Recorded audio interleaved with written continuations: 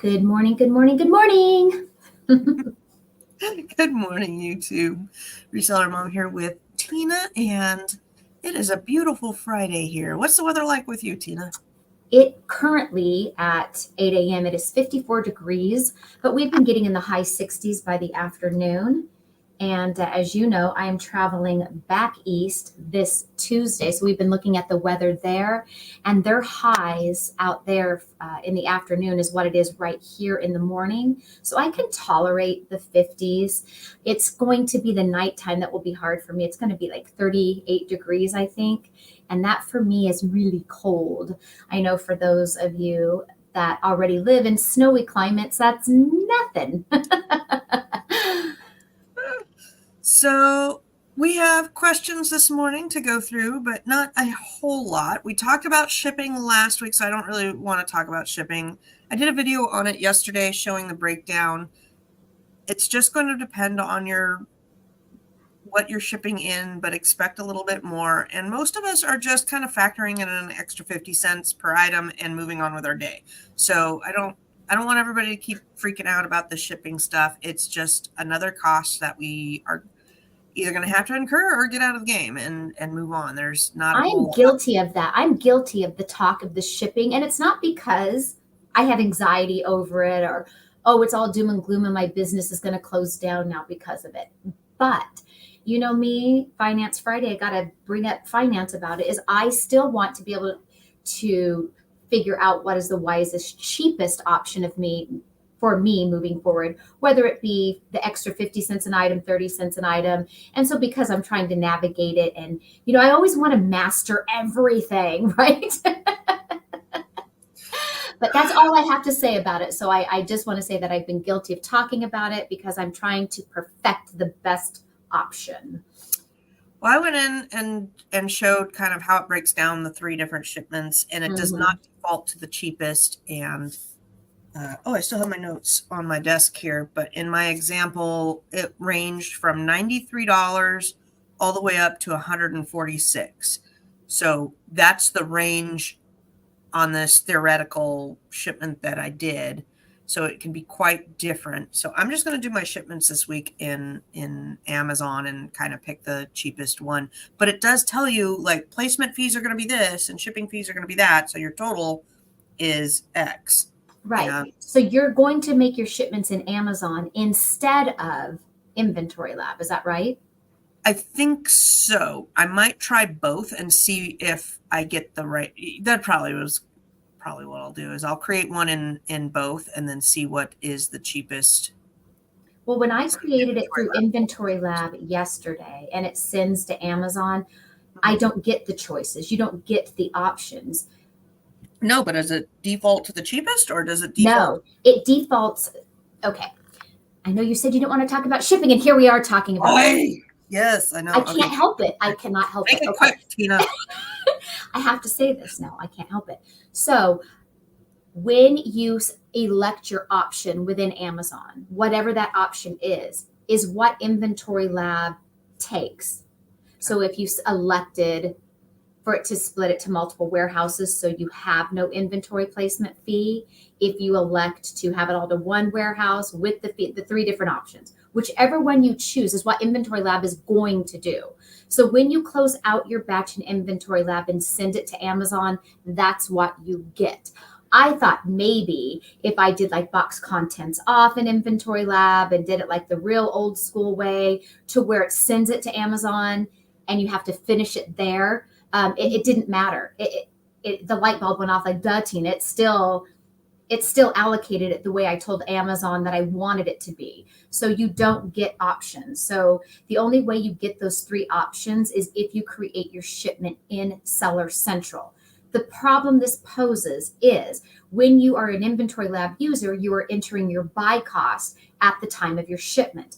There is no way to go back into Inventory Lab and enter in your buy cost after the fact and it just do that math for you. You have to do it sale by sale as you get the sales for those items. Can you adjust what you paid for it? I have never found a workaround. Why would you do that? Because it's just going to show up as a different line item on your Inventory Lab. If you can figure out a way to create it as shipment in Seller Central, go back into Inventory Lab and adjust your buy cost for the item, let me know.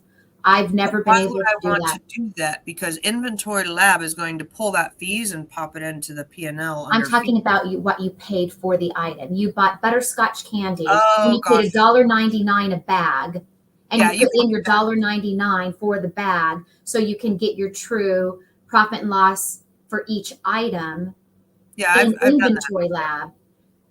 If you create your batch in Amazon, you're not going to be able to retroactively go in and put $1.99 in there for it to math it out for every butterscotch candy that you sold. With each Yep, sale, yeah. you have, okay, I've never been able to figure that out of all my years using Inventory Lab. So you must show me how. All right. Because I have listed many batches in Inventory Lab for merchant fulfilled batches, and I forgot to enter in a buy cost because I was in a hurry. Well, when you go back in that shipment and you open up your closed batch to edit it, to like try to put in a buy cost, it doesn't. It didn't ever fix it for those units. So every time I sold one of the butterscotch candies at Merchant Fulfilled, I always had to go into Inventory Lab one by one and enter in the buy cost. So if you or anyone else knows how to retroactively go back in there and fix that buy cost, give me the secret recipe, because I've never been able to figure that out. My other issue with creating the shipment in Amazon is also for your repricers. For those of you that have them, you're going to, because Inventory Lab generally uploads your buy cost from Inventory Lab to your repricer that you have integrated with Inventory Lab.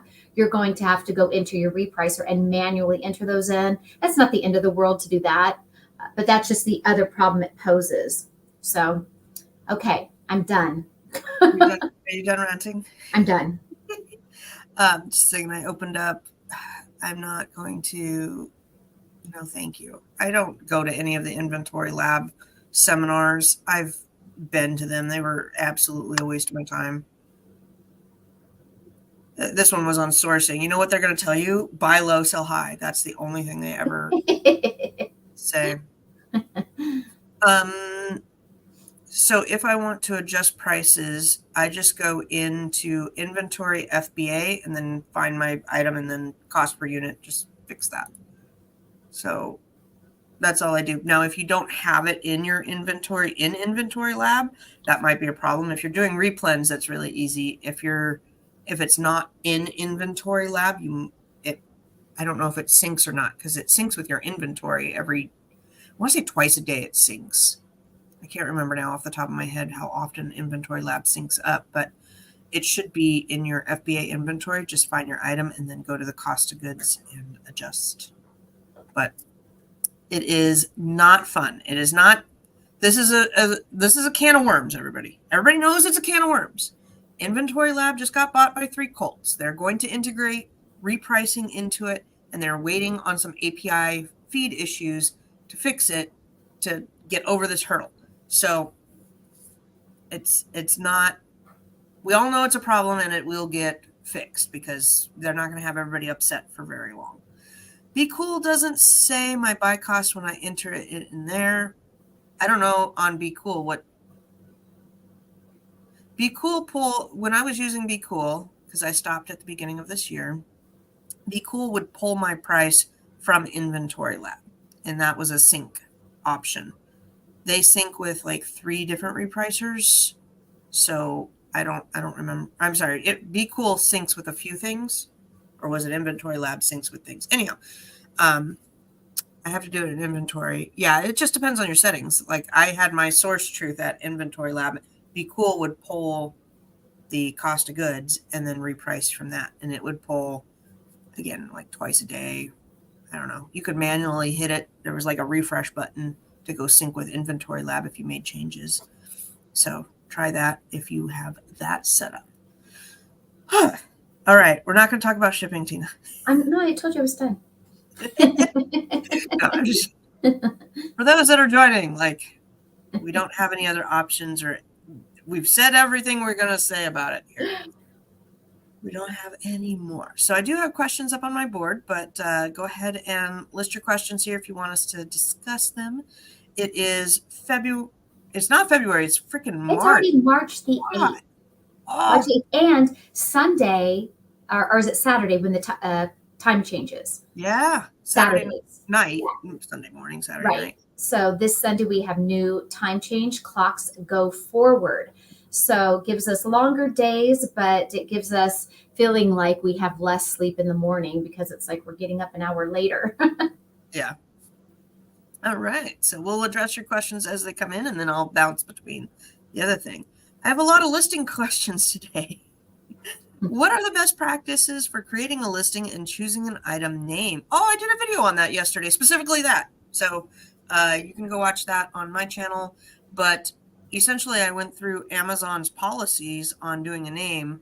My go-to is you want to have your title include everything you can about the product. There's about, God, now I got to remember from yesterday. I want to say there's a 60 character maximum. So you've got 60 characters to work with. And if I were going to describe this coffee cup, it would be something like black coffee travel cup mug. I've always been told the first 5 words are the most important, but you want to have everything in there. And don't forget things like birthday gift or Mother's Day gift or something else. Don't just center around the mug. I see that a lot with people that hire me on Fiverr is they have a whatever coffee mug and all their keywords is just around coffee mug. And I'm like, well, would this be a good birthday gift or would this be targeted towards fathers for Father's Day? And they're like, oh yeah, it's totally that. Why isn't that in your title? You got to think a little bit outside of the box and include any of those things that it would be commonly searched for. If I were going to go look for my best friend Tina is a coffee lover and she loves black, I would be, like black coffee mug for birthday gift or something like that. And yeah, I always say, think about what you would type if you were searching. Some of it comes down to just common sense. As you're typing in Amazon to try to find an item that's similar to yours for inspiration, what are you typing in? Generally, those are already your best keywords, and you don't even need a paid search tool to tell you that. Exactly. That's another thing I'll do is go over to Amazon, type in black coffee mug, and then see, what pops up. And then, okay, mine is metal. So now I want to maybe type in aluminum or metal black coffee mug and see what is built in the ones that are ranking high. If they're already ranking high, then those words are good words and you want to mimic that. Is that a Yeti mug you're drinking from? It is. And I don't know what my husband gets things for work, and I don't know what that is. It's probably some sort of software or something. But yeah, we like Yeti mugs. Not a Stanley Cup person. I'm a Yeti mug person. FOAB. Is there any benefit to having these certifications as a seller? For example, veterans owned, women owned, etc. I looked into that, and don't quote me because I didn't look into it recently. It was probably a year, maybe 2 years ago. To be classified as a woman-owned business, it was going to be a certificate that cost me about $250. And while it might be good, and if you have, maybe some classifications are better than others, but when I'm shopping, I don't care. I don't really look on Amazon. I don't really care who I'm buying it from as a customer. If I support a veteran, great. Is that going to play into my purchase factor? Maybe 1% worth. That if I had 2 identical things and I saw one was a veteran or one was a woman's own or something that I wanted to support, it might sway me a little bit. But I don't go looking for veteran-owned businesses. I don't either. And I think we all get those emails from time to time. And I once in a while look at them as well. But I've never tried to get the certificate either. Yeah, it was going to be, it wasn't a super lengthy process. And I'm pretty sure I could pass. But it was going to be a couple $100 to get that piece of paper. And where it could help you, though, is say you are a minority or a veteran or something, and there's other benefits out there to being a business owner with that certification in terms of loans, maybe lower APR loans or other discounts or tax incentives. That is where you're probably going to see more of a benefit than on Amazon. For Amazon particularly, I did not see any benefit to having that. But if I were going to then go open up a shop and they said, oh, well, we give loan discounts if you are a woman-owned business or Black or veteran or whatever the case may be, then that's what the value of spending that $250 would be. Mm-hmm. I was hoping you'd say it helps with the buy box algorithm. Yes. Yeah. If that's the case, it would definitely be worth the fee to be registered. I do not think it does, but if it does, it's like this much. What I do notice, though, is made in the USA, a little bit better. If I were going to say one is better than the other, made in the USA, I feel gets a lot more volume because people are searching for that. People are searching for made in the USA because they don't want to support the imports for, their thing. And that's where SEO plays into search with the algorithms. Women. I will say I did do a quick search online while you were talking about it, and it just says it makes your products more likely to appear in searches. This is because customers can specify that they only want to see products from SBA approved businesses, or their preferences could be women or veteran owned businesses. And if you're searching on Amazon, you know how off on the side you can click the little bubbles for price range, things like that. There are bubble options to choose only seeing listings like that. But I kind of agree with Lucy. I have never once in all my time shopping on Amazon ever actually clicked the button to only buy from veteran or women owned. That's not to say that people don't, though. I just personally have not. And I've never heard any data to back up that says, hey, I was doing it non-veteran and then I got my certification and my God, it helped my sales so much. I have never heard that for any of these, ever. I had one lady that I worked with who was African American or Black. I don't know which one you say these days, but she was like, I got the Black owned company, women owned company one. And that's great because she's building out her brand to lots of other things. And she was like, I haven't seen anything. That's the one experience that I have, because I asked her specifically about it because it was interesting that she had gotten it and had paid the money, and her business was interesting in a general sense, but she had said that it really didn't do much for her on the Amazon platform. And there's quite a few certificates that you can get on Amazon. I'll share my screen just because I knew there were a few, but I didn't realize that there were as many as there are. Hold on a second. Here we go. You see right here are all of the different options. And this is off to the side where when you're searching. So look how many that there are. These are all different certificates you could get or qualify for if you wanted to. All right, Tina, I'm blind. Could you list off some? Registered small business, women-owned business enterprise, women-owned small business, economically disadvantaged women-owned small business, veteran-owned, service-disabled veteran-owned, minority-owned, SBA certified, HubZone, SBA certified small disadvantage, and LGBT business enterprise. I don't even know what some of those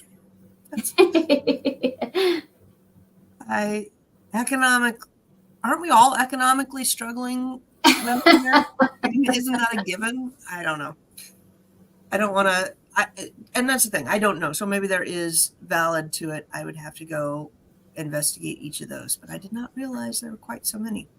I do know that I've worked with the certified organic, and that is something that you do need to have a certified letter, like it is a certification to put that on your product. So be careful if you are doing organic stuff. And then they just hammered down on bamboo. If you have any bamboo items, bamboo textiles, bamboo clothing, bamboo accessories in the kitchen, whatever, and you've used the word bamboo, and bamboo now has antibacterial properties, and it got flagged for the hazmat and crud.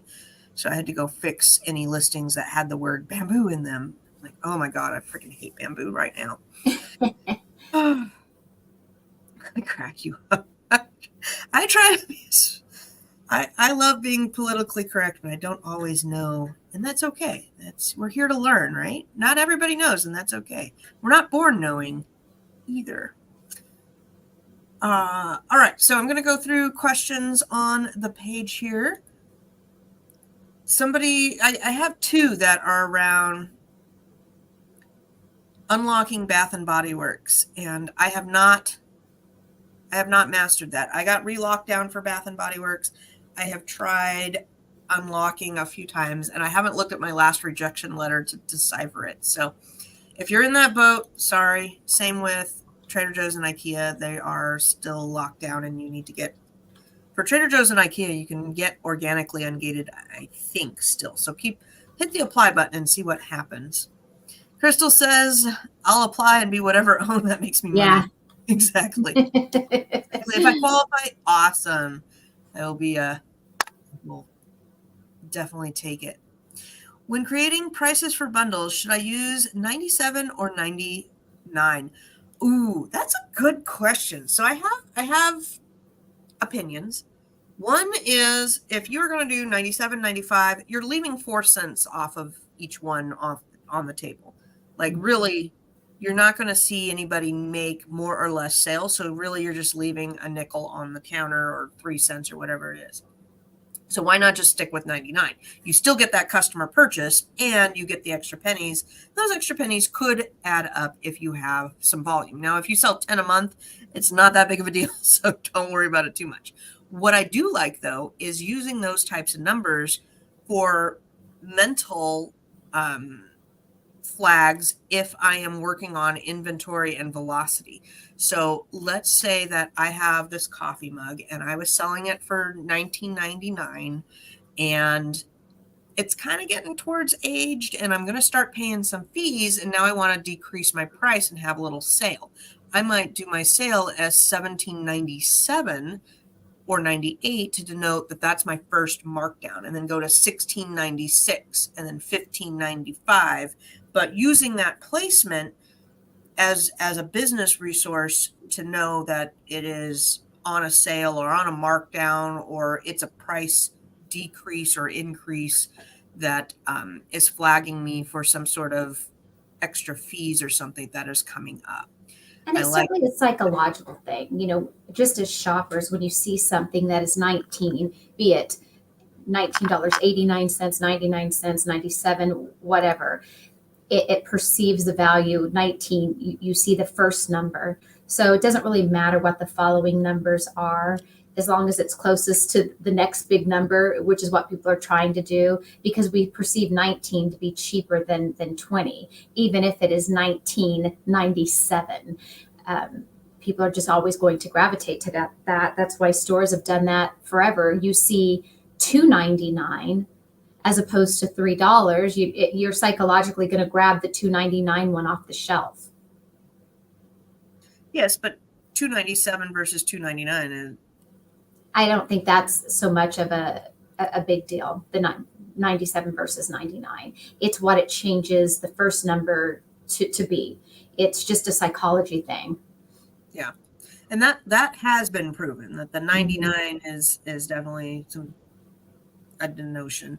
Same with, there's a pretty popular one about when they came out with the 1/3 pound burger versus the 1/4 pound. Everybody was thinking that the 1/4 pound was more because 4 is more than 3.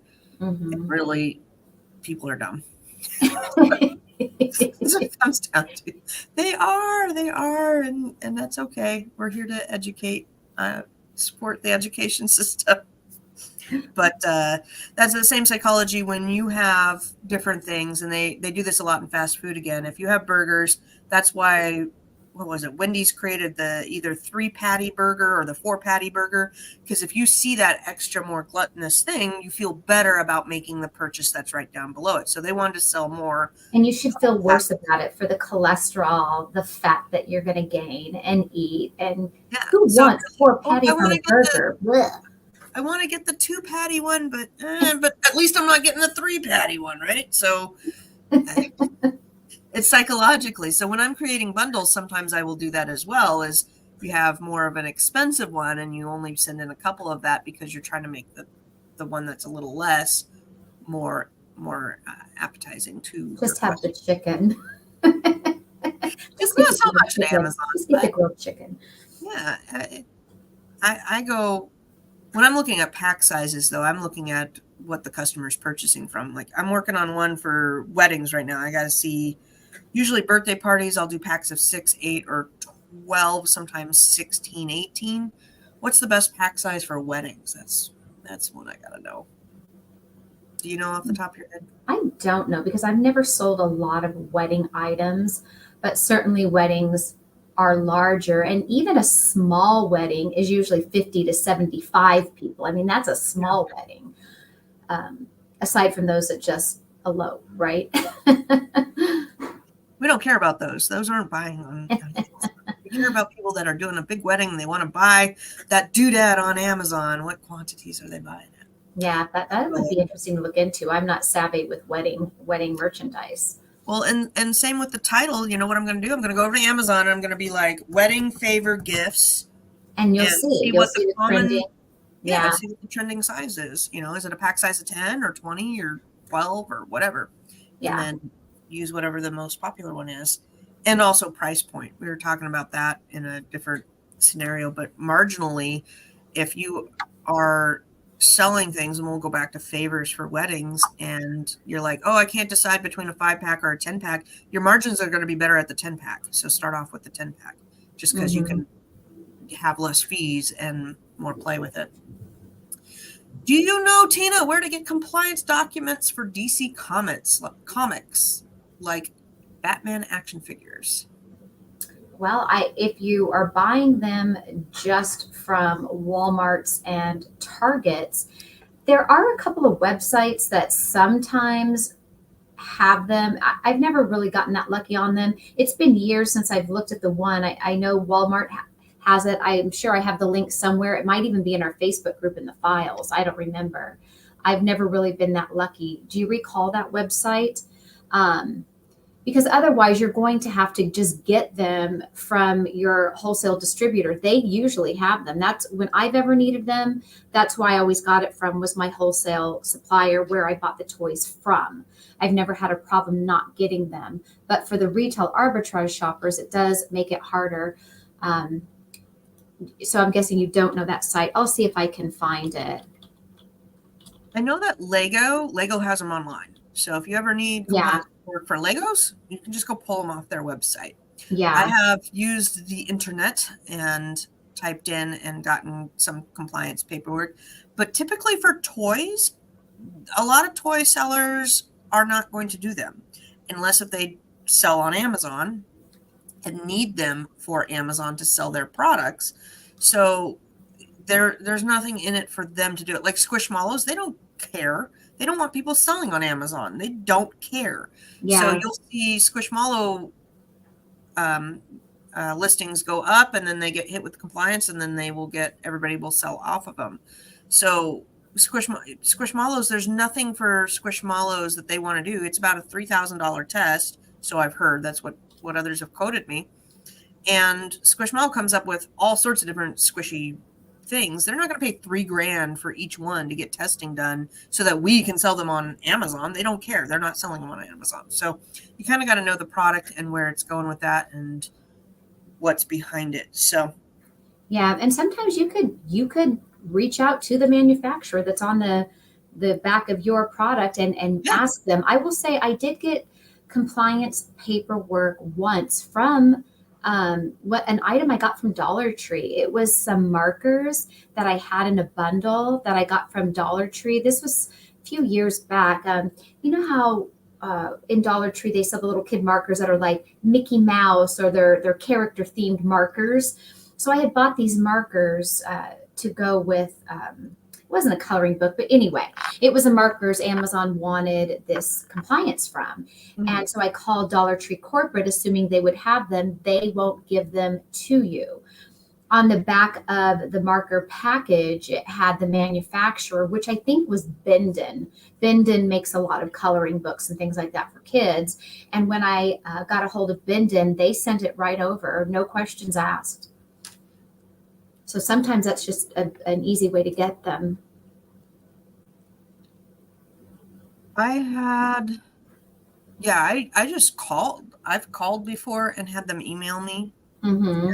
Uh, I don't ever quite lie, but I may not be fully truthful on what I'm doing. But I called and talked to, you just call the front desk, usually get some sort of reception. You say, I'm trying to find compliance paperwork for, this item that I bought for my store. And they'll usually send you to whoever that department is. And then I say, I'm looking for these types of compliance paperwork. Is it available on your website, or would you be able to email it to me? They're like, oh yeah, we can email it to you. And then I have a dummy email. I don't give them my Amazon business email. And I certainly don't Yeah, generally you just want say I to have an Amazon. contact the company that makes that is the distributor of the toys, and you can request, the compliance manager of that company when you call them to ask. I know that I had a magnet product that Amazon now requires safety documents for magnets, different magnet products. And I had to get that information from the Chinese factory that actually is the maker of the magnets for the company I was buying them from. And I thought, oh, that's great to know, because now I know what factory makes these if I ever want to get something made similar but not identical to. I used to do quite a bit of condoms and sexual wellness stuff before the price went up to the roof. But I actually know the lab and Before the stuff. So I prices was, went up. shut up, Tina. Don't do that. But they're not anyhow. It was such a cluster. But I actually got a hold of the lab person and became friends with the person at the lab, and they would send me whatever records I wanted, which was awesome. Long ago, back in the days. This one kind of, I don't want to say ticks me off, because y'all can post whatever you want on YouTube, and you can ask away and whatnot. But this person says, my application keeps getting rejected and declined. To get approved, you can help me, please. I tried and applied 6 times. This is for ungating. And then he writes, kind of in a hurry. I'm sorry, but you're kind of in a hurry is not my problem. I'm kind of in a hurry with things that I got to do. So just writing a simple message on my YouTube channel that I need help, but I'm not going to tell you any of the particulars, and please hurry up and help me, is not a good way for me to help you. It's an emergency on, what is it? An emergency on your part does not, lack of planning on your part does not constitute an emergency on my part. And what are you in a hurry for ungating? What, did you buy a bunch of product and not get ungated first? That's your bad, not my bad. If you want to get ungated for stuff, you should get ungated first and then sell the product, not buy the product and then try to get ungated. That one, I don't know.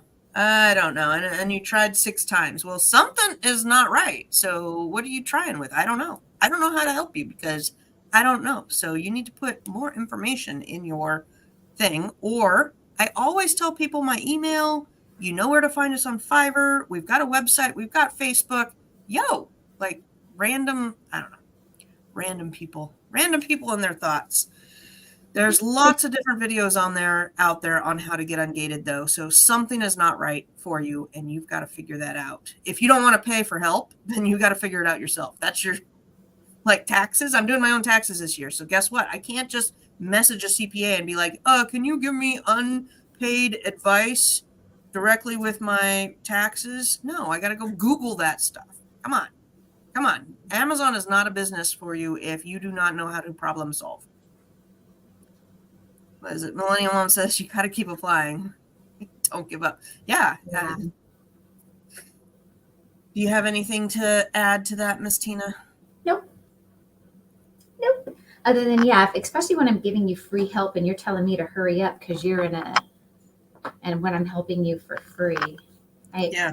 Don't tell me to hurry up, because that'll make me go slower. It's kind of like when someone tailgates me, it just makes me want to drive slower.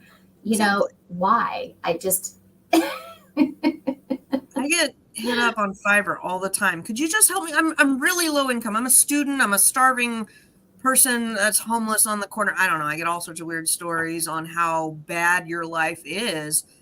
And I'm like, I am on every Friday.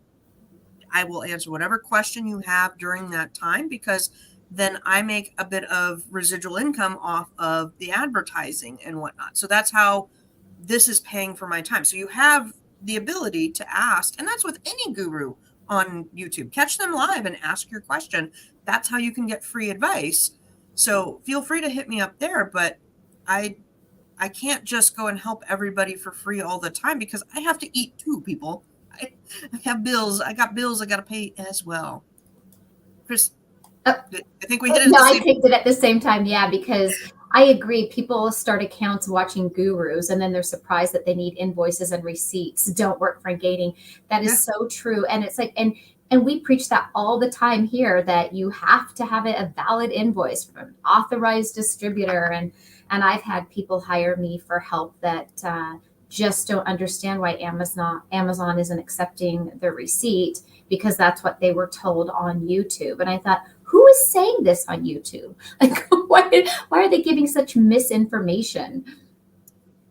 Well, and go and look at several videos and several things. Like, don't give it 10 minutes of your time and think you know what's going on. That's not how this works. It's a lot of research and a lot of, like, when I don't know something, I don't just go to one source and be like, oh, that's the source of truth right there. You go to several, and that's for anything, like anything. Yeah, because sometimes there's not one right way. There can be many right ways. Exactly. You just have to find somebody that resonates with your way of thinking. And I'm sorry, even if I ask Tina, who I trust with my life, I still am going to go like verify. If she says, oh, buy this product or this is a good website or that's a good, so whatever, I'm still going to go and kind of look around. And that's not that's not any badness on Tina or whoever it might be. That's just, I would expect her to do the same. If I tell her, oh, Tina, this is a great buy, I would expect her to look as well to make sure, because I'm not perfect. I'm not perfect. And we all make mistakes or new things come out. So, what she told me 3 weeks ago might be different than today. If you told me this awesome Valentine's Day gift, well, now I've kind of missed the boat. So it's not awesome anymore. Time factors in. That was definitely men.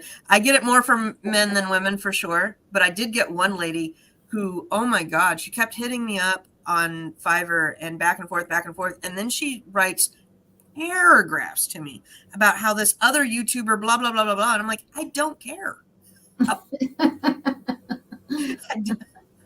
If you want to tell me how, I'm like, are you that YouTuber? Like, do you need me to follow you? Like, what are you getting at here? I don't know. I get a lot of strange things. And it's almost the summertime, which means it's drop your pants around my area of time. I don't know. I've told you about that, how I have the naked guy in the street on your way. Yeah, I get naked people. And the weather's almost there, guys. It's almost time. And I don't know why. My husband's like, how do you keep seeing quite so much out there? And I'm just driving on the road. Yeah, I remember the one time when you were in the car and you took a picture of the guy and sent it to me, and you're like, yes, this is my morning. Like, I'm not making this stuff up. I'm not making it up. He was naked as a jaybird out in the street. Just interesting times here.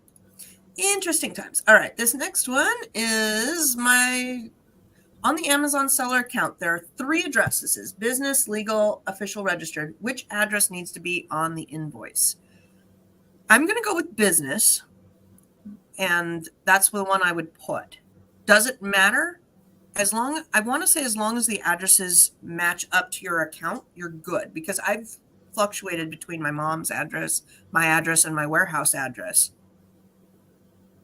Any insight there? Yeah, I have 2 addresses associated with my Amazon account, and I have used both of those addresses on different invoices for ungating purposes and even proving that I have bought authentic products. So any address that is associated with your Amazon account is acceptable. I do think even sometimes it doesn't matter if your name is on it, because I have used invoices where I have done joint purchases with somebody else and their name ended up on my invoice, but with my address, and it still worked. So it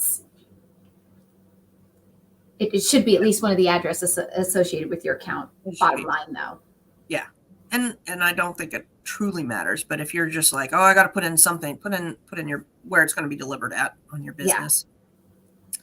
Foab, I mentioned that I no longer use Be Cool. Why did you leave them, and what repricer are you using? I am not using a repricer because I am now almost all private label bundles. I do not do a whole lot of replens.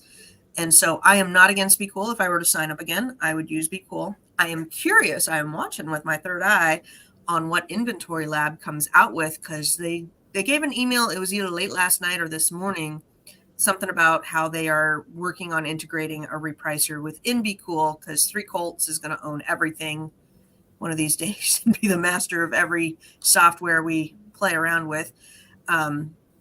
I am not, and if I had to sign up again, I would use Be Cool. So I still have my affiliate link with them, and I still recommend them. They are an amazing company.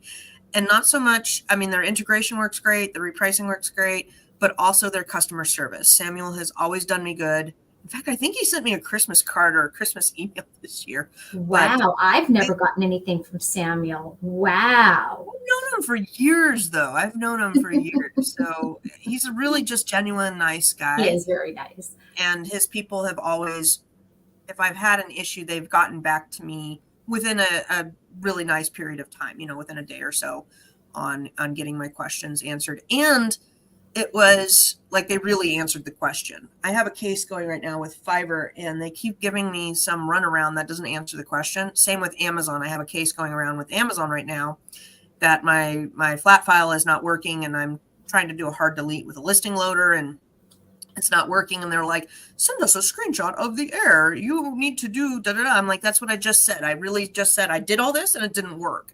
And you're like, try all that. So I just got canned responses. But Be Cool has always been amazing on their customer service side. Millennial Mom, can you explain the part of Amazon's bundle policy where it says, do not include generic products in the bundle as it may mislead? I'll have to pull it up. So I will pull that up in just a minute. Let's get a different question on here. We'll circle back to you because I have to pull up the policy. I might, if I can't do it within the next 5 minutes, then I'll. Well, I know. She's in the bundle group, and I made a video on that on all the topics she's asked today, specifically in bundles. And today I will be doing live not a live in the group, but for those that just want to join, kind of like one-on-one. But I can say that when you are where it says do not include generic products in the bundle as it may mislead customers into thinking the generic belongs to the same brand, you can do that. And Amazon's policy, I think they still use like Kodak Easy Share camera, bundled with or compatible with. You're supposed to use that in your title. And if your bundles are varieties of brands, Sorry, I'm growling. No, I'm growling. You're not listing it under the brand name of, let's say, Hershey. You're not doing Hershey candy, Easter bunny, Hershey candy, Easter eggs, and then some generic non-Hershey chocolate. That it really depends on the type of bundle that you're making. If you're making a Easter basket, that's a generic plastic basket, some generic eggs with a Hershey Easter bunny in it, and maybe some Brock's jelly beans. That's not a problem on Amazon because you're not creating your bundle under the brand name Brock's or even Hershey. It's a custom bundled product. So I don't know if that answer makes sense.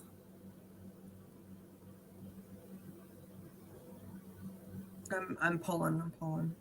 Oh, you're pulling up the policy. I know that I have a link of it on the sheet, but. Okay, I think I can share, but I haven't read through because I just brought it up. Okay. Bundles must consist of items that are complementary. Do not include generic products in a bundle, as it may mislead into thinking the generic product belongs to the same brand as one of the branded products. So that's the line right there. What is it? 1, 2, 3, 4, fifth bullet point. Bundle can be composed of different brand items.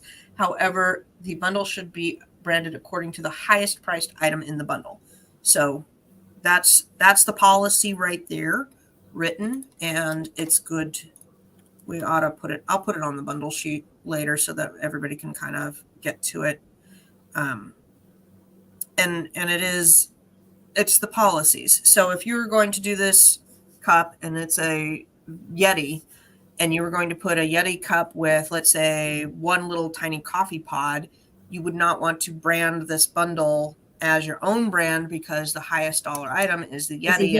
And it would be Yeti cup bundled with generic coffee pod, let's say in this instance. But sometimes they will yell at you for putting Yeti in the title. So it's like unless you have this is why we have the bundle group, guys.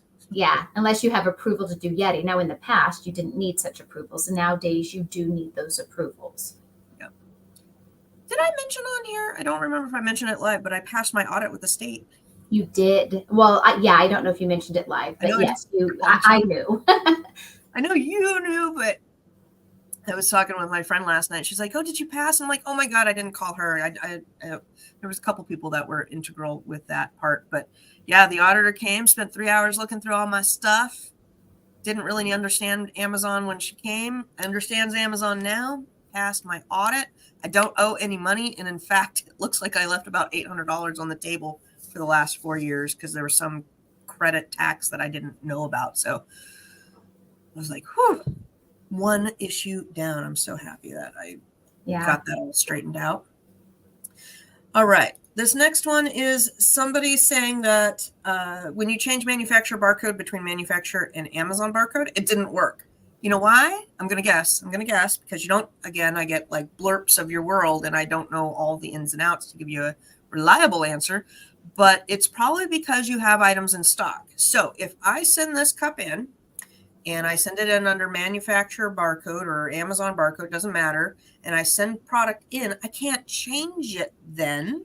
I have to sell out, and then I can change it. So if you have in stock, you can't just change the barcode policy.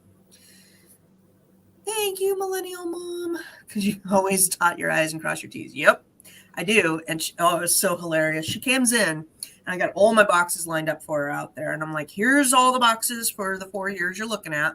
And she's like, yeah, I'm just going to log every receipt. And I said, how long are you here for? Well, for 3 hours. I said, you're not going to log every receipt. She's like, what do you mean? I said, there's hundreds of receipts. There's no way you're going to enter them all into the computer because it took like 80 hours for me to do it. There's no way you're that good. She was like, oh, well, do you have that summary sheet? Yep, I got the summary sheet. She was like, well, then I'll just spot check. Yeah, let's just spot check. And she was legally blind, which was interesting. She showed up on the bus and she had glasses this big and her screen was like so blown up. I don't know how she does that. Super challenging. Yeah, that was interesting, but good for her that she's doing, I guess, what she loves. I don't know what your options are if you're legally blind job wise. That's interesting. I go to the eye doctor at 3. I'm blind, but not as blind as her. Made me feel kind of good because I can see things that she couldn't. And usually I'm the blindest person in the room. Can we return stock within the 30 days windows once we have approved granted in the category brand? Oh.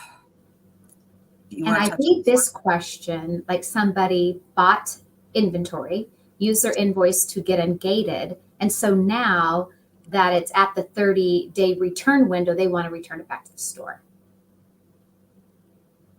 And what's your thoughts on that? My thoughts on is that's very rude. And that's why stores don't like resellers. So do I do some returns at stores during Q4 of items I've bought to resell? Sure. Do I make a habit of it? No. Do I go in and return 80 items or whatever? No. If I bought something for ungating, I never return that. Never. To me, that's the cost of doing business to get the ungating. And not only that, it keeps those stores being reseller friendly, knowing that we are using them to get ungated. And so, if sellers make it a habit of doing that, they're going to shut all of us out. So no, don't do that. Yeah. Yeah. It's count it as a cost of doing business. If you pay even $100 to get ungated for something like Nike, which you can totally do, just count that as a cost of business. You're going to write it off. And then whatever that is, if you bought armbands or whatever, make a bundle out of it, sell it on eBay, give it away for Christmas. I remember when you and I bought those Squishmallows that we bought a few years ago to get ungated in Squishmallow. I think we lost 50 cents a sale. We knew we were going to lose, but we still sent them into Amazon FBA because we wanted to get back most of the money that we spent on them, knowing I was going to lose less than $1 on each one. I was okay with that because I got ungated in Squishmallows, which was going to make me a ton of money moving forward. It's a business expense. Don't return it. Yeah, don't return it.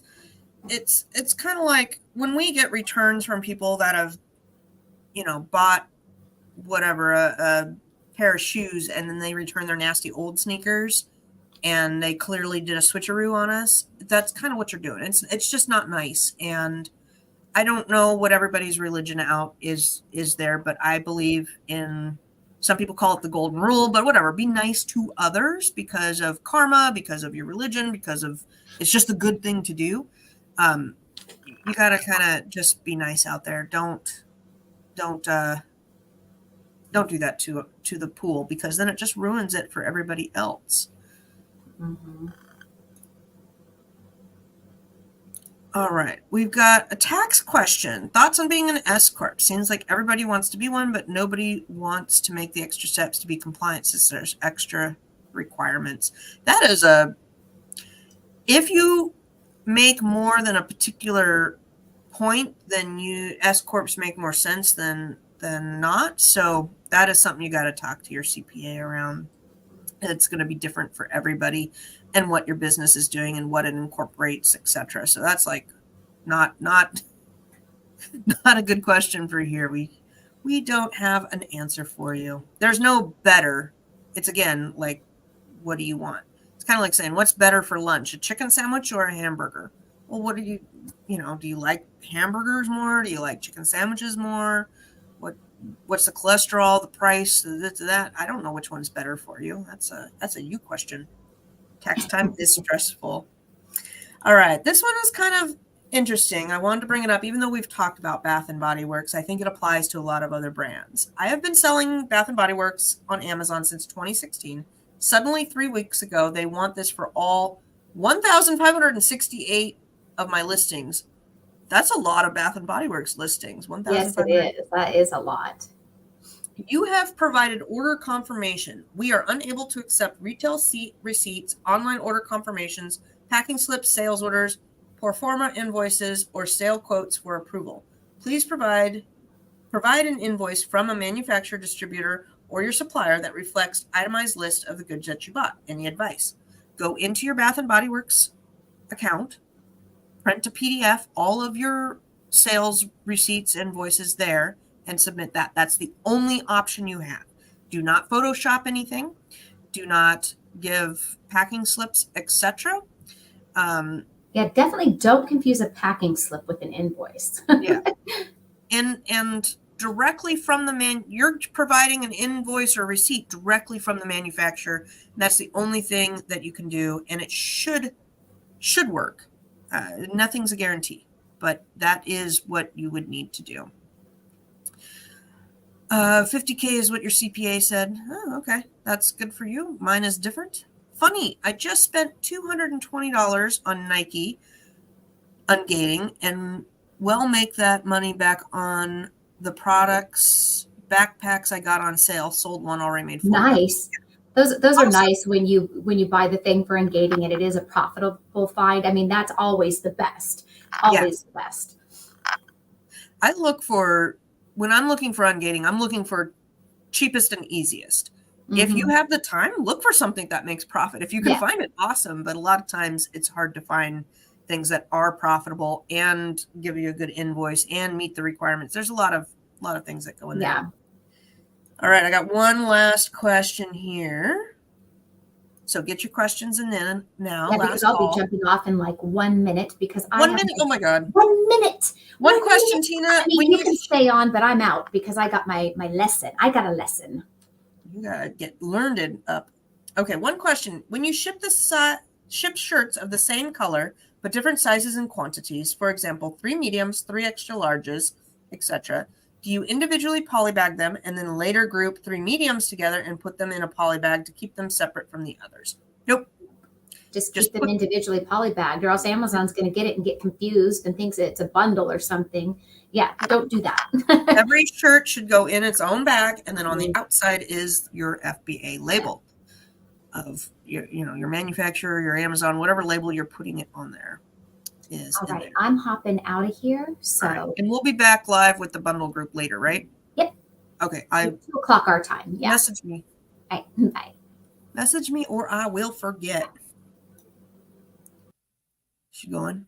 All right. So any last questions here? I am just loading up my day, trying to figure out the heck's going on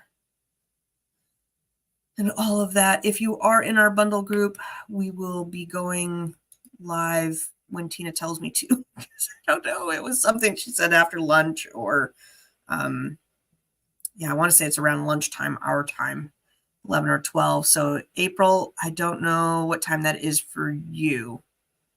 Because you said, see you tonight. Okie dokie, everybody. I think that covers everything. I'm not seeing any other questions roll in. So thank you all for joining us today. Always nice to see you, Foab, Crystal, Millennial Mom, Lucas, JR, saw you in there as well, Reno. Karen, thank you guys for where for the bundle group? In Facebook. Because we stream live to the Facebook, and so if you want to catch it live, you log into Facebook and then you do it. You hit join there. And I'm not sure if she's doing. I think she's doing a live hangout, which I have. Facebook changed, and I don't know how to do it. I've tried to do hangouts twice this last month, and I can't figure out the buttons. They changed it, so I've got to get learned up on that today so that I can do that. It's kind of like it happens and I spend 20 minutes trying to figure it out, and then I'm like, screw it, and then I go do some packing or whatever, give up. But I got to get that figured out because it used to be just a quick button and it was easy, and now I don't know what Facebook did. All right, guys, take care and have an awesome day.